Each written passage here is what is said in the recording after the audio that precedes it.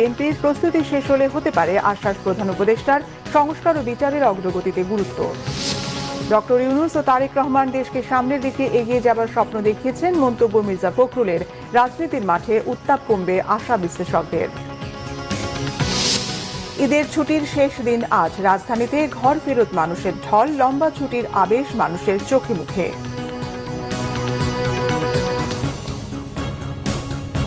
দেখছিলেন crown cement সংবাদ শিরোনাম। বহুল আলোচিত বৈঠকে প্রধান উপদেষ্টা ডক্টর মোহাম্মদ ইউনূসকে রমজানের আগে নির্বাচনের প্রস্তাব দিয়েছেন বিএনপির ভারপ্রাপ্ত চেয়ারম্যান তারেক রহমান। জবাবে প্রস্তুতি শেষ হলে আগামী রমজানের আগেই জাতীয় সংসদ নির্বাচন হতে পারে বলে আশ্বাস দেন সরকার প্রধান। তার আগে সংস্কার ও বিচারের অগ্রগতি প্রয়োজন বলে মনে করেন ডক্টর ইউনূস।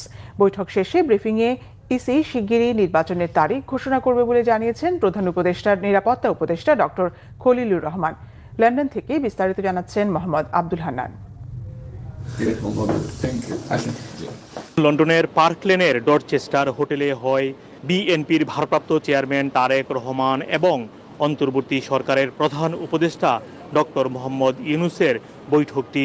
স্থানীয় সময় সকাল 9টায় শুরু হয়ে বৈঠক শেষ হয় 10:30টায়।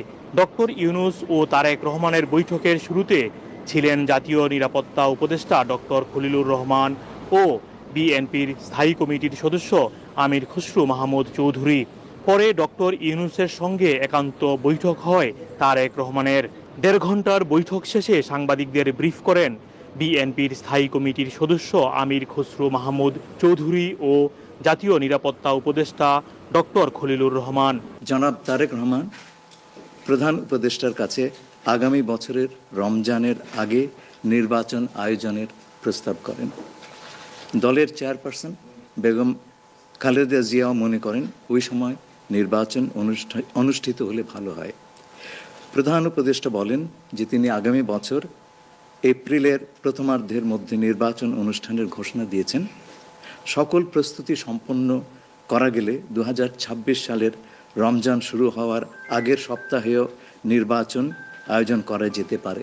সেক্ষেত্রে সেই সময়ের মধ্যে সংস্কার ও বিচারের বিষয়ে পর্যাপ্ত অগ্রগতি অর্জন করা প্রয়োজন হবে। নির্বাচন কমিশন আমরা আশা করব শীঘ্রই একটা তারিখ ঘোষণা করবে। তারেক রহমান কবে ফিরবেন এমন প্রশ্নের জবাবে জানানো হয়, যখন তিনি চান তখনই দেশে ফিরতে পারবেন।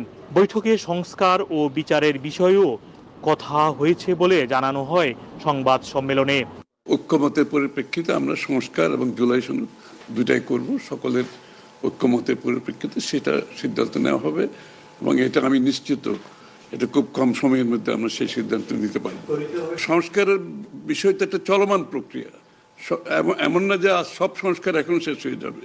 এটা নির্বাচনের আগেও কিছু সংস্কার হবে যেখানে ঐক্যমত হবে, আর নির্বাচনের পরেও সংস্কার অব্যাহত থাকবে। কারণ আমরা যেই দেশ গড়ার প্রত্যয় নিয়েছি, সংস্কারের প্রয়োজনীয়তা সবাই অনুভব করছে এখানে। সুতরাং আগে পরে সংস্কার চলতে থাকবে। বৈঠকটির সময় হোটেলের বাহিরে ছিল অসংখ্য নেতাকর্মীর অবস্থান। নির্বাচনের পাশাপাশি দেশে গণহত্যাকারীদের বিচারেরও জোর দাবি জানান তারা। জুলাই আগস্টের গণহত্যার পর এই প্রথম দেশের অন্তর্বর্তীকালীন সরকার প্রধান এবং দেশের বৃহৎ একটি দলের শীর্ষ নেতার সাথে বৈঠক অনুষ্ঠিত হলো। এই বৈঠকটি ফলপ্রসূ হয়েছে বলে মনে করছেন অনেকেই। এছাড়াও হোটেলের সামনে আসা নেতাকর্মীরা আশা প্রকাশ করছেন রমজানের আগেই একটি নির্বাচন অনুষ্ঠিত হবে, এর মাধ্যমে দেশে গণতন্ত্র ফিরে আসবে। মোহাম্মদ আব্দুল হান্নান, বাংলা ভিশন, যুক্ত।